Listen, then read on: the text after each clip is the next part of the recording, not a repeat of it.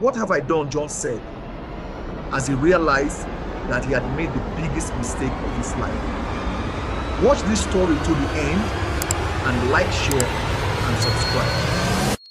It was the third Sunday of January, and the atmosphere in church was electrifying. John, dressed sharply in a blue suit, sat in the front seat, eagerly participating in the lively service.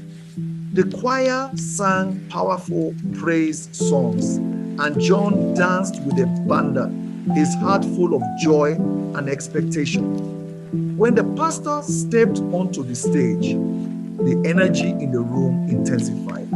He preached passionately, declaring words of healing and breakthroughs. I prophesy this new year will favor you, he declared. The congregation echoed a resounding amen. Then the pastor continued, I prophesy miracle money will locate you. The words struck a chord in John, and he shouted, Amen, with all his might. The service ended on a high note, leaving John energized and hopeful.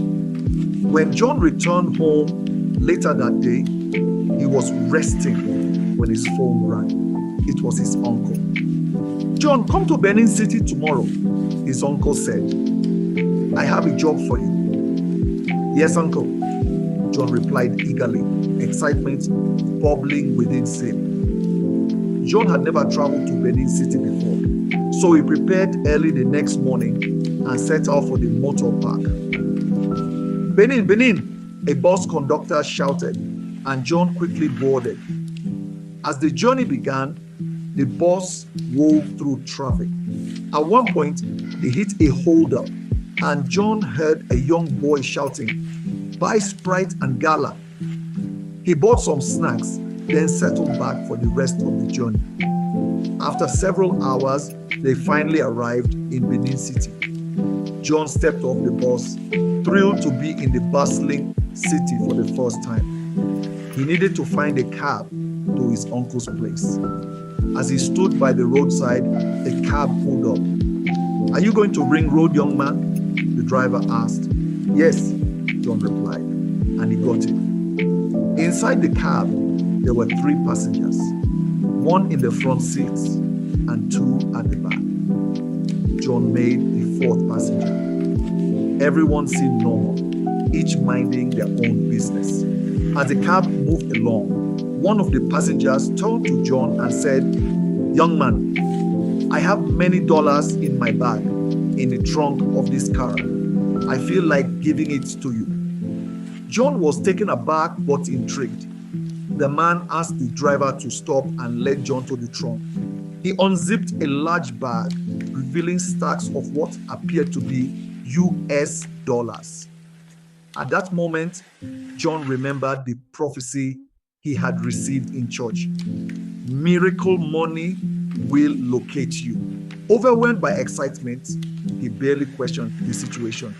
The man zipped the bag back up and said, I am going to die soon, and I have no one to give this money to. When I saw you, I decided you should have it. But I need one small thing from you, just 50,000 naira, that's all, and this money will be yours.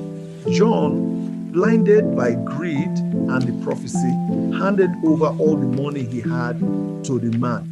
In return, the man gave him the bag of dollars elated. John felt his prayers had been answered.